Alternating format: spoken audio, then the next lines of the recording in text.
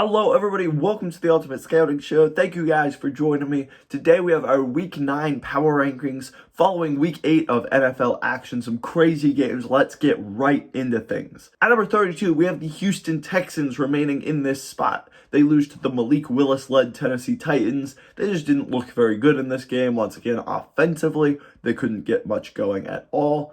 This just doesn't really change my opinion. You weren't playing a team that was at their best, and you still lost. This Texans team seems poised for a top 3 pick, and that's where we're going to keep them right now. At number 31, we have the Detroit Lions moving down one spot. This is a team that everybody was so excited about coming into the year, including myself. I was really excited to see what they could do this year. They now drop to 1-6, incredibly disappointing for them. It just feels like this season is such a waste. We all know Jared Goff's not the guy. We all know that they'll probably be drafting a quarterback. Can we just get to that? It just seems pointless to have this Lions team with Jared Goff. They have some pieces in there, but you just lack talent. You need a new quarterback. Let's just get them in the building, and hopefully this team can continue to grow. Not sure if this coaching staff is going to be around for the next cycle, though. I don't know. We'll have to see. Number 30, we have the Carolina Panthers. They should have won this game against the Atlanta Falcons about 7 times, it felt like. You had the missed extra point. You had the missed field goal in overtime. They had their chances to make plays. They just couldn't get it done. I do think this team is showing some fight with Philip Walker in there. DJ Moore had a good game as well. So some good signs for this team. I don't expect most of these guys to be key contributors moving forward, but D'Onta Foreman has looked legitimately really good in his 2 games since McCaffrey was traded. At number 29, we have the Pittsburgh Steelers dropping down 2 spots here. Once again, they just look absolutely outmatched offensively. They cannot get anything going against the Philadelphia defense. Kenny Pickett was sacked a bunch. He turned the ball over a couple of times. Defensively, they could not stop A.J. Brown. He had 3 touchdowns in the first half of this game. They're just not on a good trajectory right now. They sit at 2-6, bottom of the AFC North. Not a good look for the Steelers right now.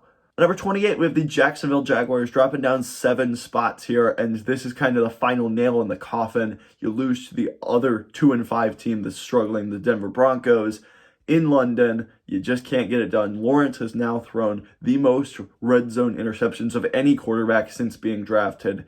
It just has not looked good for Lawrence these past couple of weeks. I still believe in the talent of him. I still think that this team is being built in a way that can bring sustained success. But right now, it's really bad, and eventually you've got to win. And I know this is essentially Lawrence's rookie year because Urban Meyer ruined his rookie year, but you got to think that you were hoping to see him improve, not regress, since the beginning of the year. At number 27, we have the Chicago Bears. They lose by 20 points in this game, but your offense actually looked relatively competent. Justin Fields has really settled in. He probably is playing like the best quarterback from the 2021 NFL draft right now. That was such a hyped quarterback class. Not many of them are really looking very good right now. Fields at least is showing improvements throughout this season. Defensively, you trade Robert Quinn. You just traded Roquan Smith to Baltimore as well. This is a complete rebuild. But Matt Eberflus is a genuinely good coach, and he's keeping them competitive with a roster that really lacks talent. At number 26, we have the Las Vegas Raiders. They get shut out by New Orleans this week. New Orleans was on a huge skid. It looks like the Raiders were turning things around. And man, they got absolutely blown out. It was an awful performance. And I genuinely don't know that Derek Carr is going to be the quarterback of this team next year. It's not necessarily an indictment of Derek Carr. It's just I think that this match is kind of over. Josh McDaniels, assuming he's going to be the coach next year, I think will want to bring someone else in. It's definitely just going to be an interesting time for the Raiders. I do think you kind of have to rebuild a little bit because of how competitive the AFC is right now. Derek Carr is clearly not getting it done. I think that he could benefit from going somewhere else, and the Raiders could benefit from moving on. At number 25, we have the Indianapolis Colts dropping down 6 spots here. Sam Ehlinger and this team couldn't get it going against a pretty bad Washington team. I mean, this season's pretty much just lost for the Colts. As soon as you decided to start Sam Ehlinger, the season was pretty much lost. You really just couldn't get the offense going once again, and this is so frustrating because you have what should be a good offensive line besides left tackle and right guard, but that brings the entire line down. You traded for a veteran quarterback. You're now starting basically a rookie because That veteran quarterback was turning the ball over more than anyone else in the NFL. This defense was supposed to be better. You lose Matt Eberflus and some of his assistant coaches to Chicago, and now your defense is bad. So this Colts team has a lot to figure out. I'll be curious to see if Frank Reich survives this year. At number 24, we have the Washington Commanders. They actually moved to 500. I haven't really been super impressed by the wins that they have amassed this year. I mean, you beat Chicago, you beat Jacksonville, and you beat Indianapolis, but you got to give credit where credit's due. You're 500, which means that you can't be one of the worst teams in the NFL by these power rankings. So we are going to move them up a couple of spots here. Good for the Commanders. I do think Heineke brings a new element to the offense where they are just a little bit more explosive and a little bit more fun to watch. Number 23, we have the Denver Broncos moving up a few spots here. They finally get the win. I wasn't super impressed once again, but I do think the defense continues to be absolutely contender caliber. The offense is still figuring things out. It was good to see the deep ball get going a little bit in this game for Russell Wilson, but still tons of things that this team needs to figure out. I do think that they are still in the thick of it at 3-5, but you've got a lot of things that you got to clean up and fix for this team. At number 22, we have the New Orleans Saints. Finally, the week I don't pick them, they get going. They finally get the defense rolling against a pretty decent offense. Shut them out. Offensively, Andy Dalton able to keep the ship going here. Alvin Kamara had a huge day. This is more of what the team I expected to see. The offense not necessarily being an absolute elite unit, but the defense being able to kind of carry this team and allow them to win games. We haven't seen that much this year, but that is a great sign. Playing in New Orleans is tough, but that was a bad game for the Raiders and a very good thing for the Saints to keep their season alive in a really weak NFC South. They're definitely in the thick of everything there. At number 21, we have the Cleveland Browns blowing out the Cincinnati Bengals on Monday Night Football. They just completely dominated this game from the very start. The Bengals couldn't get out of their own way, but the Browns, credit to them, they were able to run the ball efficiently. Brissett made some big throws, and the defense held strong. So that's all you really need to do, and they finally got it done. For whatever reason, the Bengals cannot beat the Browns, but good for the Browns getting the win, and they're going to move up some spots here for a crucial division win. At number 20, we have the Green Bay Packers moving down 3 more spots here, and without Aaron Rodgers, this would probably be one of the bottom 3 teams in the NFL. I pretty much believe that. I think Rodgers is a little bit overhated this year. No, I don't think he's playing at an MVP caliber level like he has been the past couple of years. But man, the talent around him is terrible. His wide receivers are not getting open. He was throwing to Toure and Romeo Doubs. Christian Watson got hurt again, so it was just an absolute disaster. Defensively, they actually played all right. When you hold the Buffalo Bills 27 points, it's not too bad. This team is broken, though, right now from a fundamental level. The players that they have do not match the scheme, that do not match what the players want to do. I just think it's broken on every level right now. Interesting to see what happens for the Packers here. I don't know if heads will roll or not, but they're not in a good place right now. At number 19, we have the NFC South leading Atlanta Falcons. They tried their darndest to lose this game, but ultimately they were able to win. Finally got Kyle Pitts involved. The running game still got going, and I genuinely believe Arthur Smith is a great coach. Get him some more talent. Get him not Marcus Mariota. And I think that Arthur Smith will put these players in positions in which they can succeed. So a good win for the Falcons in this one. You get a division win. You're now atop the division. And I mean, really, if you go 500 the rest of the way, you definitely could probably host an NFC playoff game right now because of how bad the NFC South is. At number 18, we have the 3-5 Tampa Bay Buccaneers. I moved them down a couple more spots. I still believe they're the more talented team than the Atlanta Falcons, who I've ranked right below them. But, man, this team is in a bad place right now, much like the Packers. But the supporting cast is really not doing what they need to be doing. For Tom Brady, it's that the receivers are dropping easy passes. The offensive line can't pass protect. The defense does not look committed and ready to go out there. And for defensive head coach of Todd Bowles, that's an absolute problem. I expected them to lose this game to the Baltimore Ravens on Thursday Night Football, but man, they're in a bad place right now as an organization. You really have to get things going. This is the first time Tom Brady has ever had a record 2 games under 500 in the NFL, which is nuts. But This is unprecedented territory for Tom Brady. I'm not sure that they're going to be able to really get things right and push for a championship. I do think they can make the playoffs because of how bad the NFC South is, but not a great look for the Buccaneers right now. At number 17, we have the New England Patriots. They come back and beat the New York Jets. Mac Jones does play this game. Really, it was the defense. They took advantage of a lot of Zach Wilson mistakes, and Ramondre Stevenson in this offense were just able to be methodical enough, drive down and score when they needed to.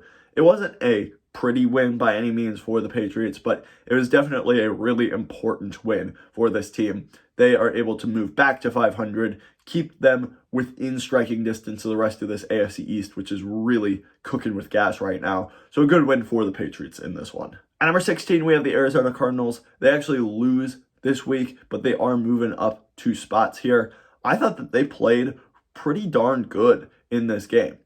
You really got DeAndre Hopkins going well. That was huge for this team. Rondale Moore had a great catch and run as well. Kyler Murray just looks so much better as a quarterback with Hopkins in there, with some of his weapons, which makes sense. But this offense has really looked much, much improved the past 2 weeks with DeAndre Hopkins in there. I'm excited to see where the Cardinals can go. I don't necessarily believe that they're a top-tier team. They sit at 3-5 right now, but the NFC West is not very strong. The NFC in general, not very strong either. So I do think that you can push for a playoff spot at this point. They've shown enough things that I'm kind of back excited for what the Cardinals can do. I still think Cliff should be fired. I think he's holding this team back, but I do think the talent level is pretty high right now compared to the rest of the NFC. At number 15, we have the LA Rams. They lose this week to the San Francisco 49ers, drop to 3-4. This team is also kind of one of those teams that just doesn't look like they're in the right spot right now. They have weeks that they look a little bit better, but just this offense does not look the same right now. It's pretty one-dimensional. You've got Cooper Kupp, and Matt Stafford pretty much just peppers him with targets all game long. They can't get the run game going at all. The offensive line is terrible. This defense really wasn't able to take advantage of San Francisco either. The 49ers tend to play well against the Rams, but I just think that they're a more talented team right now, and the Rams are really struggling. It sounds like they might be buyers at the deadline, which I don't agree with. Let's not, throw all of our assets into this 1 year. Let's reset, actually maybe have some picks for once and be able to kind of jumpstart this retool and get things back on track. At number 14, we have the New York Jets dropping down a few spots here. They definitely felt the impact of the losses of Breece Hall and Elijah Vera Tucker in this game. Zach Wilson did not play well at all in this game, and it's almost reaching that point where you're wondering if this guy can be the future of the franchise. I liked Zach Wilson coming out. He wasn't my absolute favorite guy. I liked what he could do out of structure, but genuinely in structure, he has not been good this year. There's just too many times that he isn't making good decisions. He's just simply throwing it to the defense. And it's just one of those things that when you lose the turnover battle because your quarterback continues to give it away, in an offense that's not very high-powered right now, they rely a lot on the run game and using that to open up play action, things like that. If you get down and your quarterback continues to turn it over, it can be really hard to recover. This Jets defense remains one of the best, and I think they're very well coached by Robert Saleh. This team has enough talent that they can make the playoffs, but I am really worried in a really tough division. Now that you've lost probably your 2 best offensive players, this could get bad if things continue this way. At number 13, we have the Seattle Seahawks jumping up a few more spots here, and Geno Smith is absolutely legit. I feel like I need to say that every week because it just feels surreal. But this Seattle team is really kind of starting to find their identity. Really moving with Kenneth Walker really well. He's been awesome so far. He's probably, as long as this pace continues, going to be the offensive rookie of the year. Geno Smith getting going. This offensive line is getting going. And the defense is settling in. They're still not in an awesome unit, but I definitely think that this is a team that could push for the playoffs. I mean, they sit atop the NFC West right now. I don't know that that's necessarily going to end up that way, but I definitely think they could push for a wild card spot. I believe in what this team is doing right now, and they've got some nice young guys stepping up for them that they can take on larger roles, and they're really stepping into that. So good for the Seahawks moving up a few more spots here. At number 12, we have the Tennessee Titans. Clearly, they did not trust Malik Willis in this game. He only threw 10 passes. Didn't really look amazing either, but it was pretty much just the Derrick Henry show. Much like we all expected, you get the win over the Texans. Not really a super impressive game, but you grind out a win. That's absolutely crucial. And the Titans are quietly 5-2 right now. They started the year really poorly. They've bounced back really well. You get Derrick Henry running again. They haven't necessarily had the toughest schedule, but they've taken advantage. They grinded out wins. And they're just one of those teams that has such a good established culture. You figure that they'll put out a good product every week. And whether that's enough to win or not, they're going to play you really tough. Nobody wants to play them. So good for the Titans, moving up another spot here. They're one of the more consistent teams in the NFL right now, which will probably continue to push them up because there's just so much uncertainty in this 10-4 range that I'm very curious kind of where other people have these guys ranked. At number 11, we have the LA Chargers. I have them dropping down one spot here. They were on a bye week, so this has nothing to do with how they played this week, but some other teams moving up past them this week. Before we get into the top 10, if you are enjoying this video, please go ahead and give it a like down below. That helps me out so much. Also, hit that subscribe button if you haven't already. We have a lot of NFL draft content. We do weekly power rankings, score predictions. I'm hoping to put out some other highlight videos and things like that as well. So please go ahead and hit that subscribe button so you don't miss any of that. Let's jump back into the top 10 here. At number 10, we have the New York Giants. They dropped down a few spots here. Their magic run finally comes to an end. I just think that this team continued to play how they usually play. It just didn't work out this time. They tend to have a mistake-free football, and they're able to run efficiently. The offense is just good enough, and the defense takes care of business. Today, they had a bit too many mistakes. You obviously had that fumble on the punt by Richie James, so they dug themselves into a little bit of a hole there. But I do think that this team continues to be impressive. They do deserve to be in the top 10 here, but I just don't think that they're one of the most talented teams in the NFL right now. In the weak NFC, you're probably going to make the playoffs. You're learning how to win. Daniel Jones is potentially proving that he deserves to be there for another year. So good for the Giants here. I know that they lose. I know it's disappointing, but I still feel very similarly about the Giants as I did last week. At number 9, we have the Cincinnati Bengals. My team here gets absolutely blown out on Monday Night Football. They can never beat the Browns. Joe Burrow and this offense just looked lost. I mean, the offensive line could not handle Myles Garrett and the pass rush at all. They couldn't run the ball efficiently.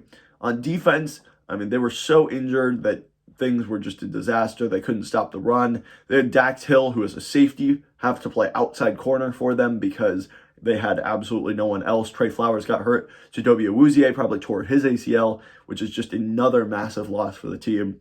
The injuries are starting to pile up for this team, and I'm genuinely concerned about their outlook for the future of the season because of how tough the schedule is and how injured they are right now. They're missing 3 of their 5 best players right now in Ja'Marr Chase, DJ Reader, and Chidobe Awuzie. Those are key players at key positions.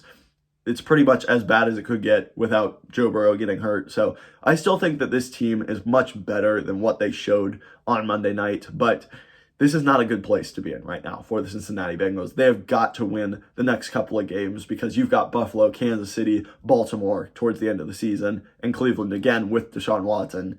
So they really have got to kick things into gear here quickly in Cincinnati. At number 8, we have the Miami Dolphins jumping up 3 spots here. I haven't necessarily been ridiculously impressed by what the Dolphins have done, but they're winning games. And I think that this is a really efficient offense and a sustainable offense with Tua in there and these 2 amazing wide receivers. Jalen Waddle, Tyreek Hill. Hill is playing as the best wide receiver in football right now. Jalen Waddle's probably top 10 as well. So this is just an awesome duo, and they're really, really fun to watch. Defensively, they weren't playing very well in the first half of this game. They were able to adjust and come back against the Lions. Big surprise, the Lions blowing the lead, I know. But good for the Dolphins. This is a really key win. Keeps them very competitive in the AFC East. They're right there with Buffalo and New York and New England. they're right in the thick of it for that playoff race. I'd be very curious to see how that division ends up. I do think that they have sustained offense, though, right now. With how Tua is playing, I've been very critical of Tua, and I think that my criticisms remain valid. I don't know that he is an amazing talent at quarterback, but he can operate this offense so well, and he has done so. So good for the Dolphins here. At number 7, we have the San Francisco 49ers jumping up a few spots here. I know that they're 500, but I genuinely believe they're one of the best teams in the NFC right now. They're getting healthy again. Offensively, they look really awesome. Christian McCaffrey had a really nice game for them. So I do think that this team is headed in the right direction. Jimmy G is settling in. He's got the offense cooking. This defense, I've always believed in. I think they're one of the best units in the NFL. I think that this team is poised to have a big run in January. At number 6, we have the Baltimore Ravens. They dropped down one spot here that has nothing to do with how they played. They had a good game against Tampa Bay. You get a nice long mini bye as well. So a really fun week for the Ravens. I don't know that they necessarily played amazing offensively, but that defense really stood tall, which is good to see. They're kind of settling in there. Offensively, hopefully you can get Lamar Jackson kind of back on that MVP track. He started out so hot and has kind of really cooled off the past couple of weeks, but I do think that he is by far the best player on this team. Mark Andrews went out in this one, and he still was able to operate the offense efficiently. Bateman is out as well, which is a concern. I do think you lack some talent at that playmaker position right now, but I do think Lamar Jackson has enough talent that he can kind of will them to victory here in a lot of these games. At number 5, we have the Dallas Cowboys jumping the Baltimore Ravens in this one. I just think their offensive explosion was so exciting to see.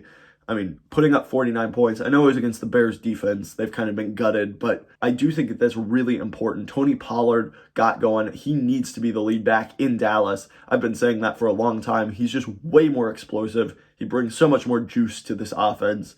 I think that really showed in this game. You got Dak back kind of cooking as well. This defense will bounce back. They're not going to give up 29 points every week. So I really believe that this team is really poised to make a huge run in January. They've got the talent that, especially in a weak NFC, you could actually see the Cowboys in the Super Bowl this year. At number 4, we have the Minnesota Vikings staying pat at number 4. Really key win versus the Cardinals this week.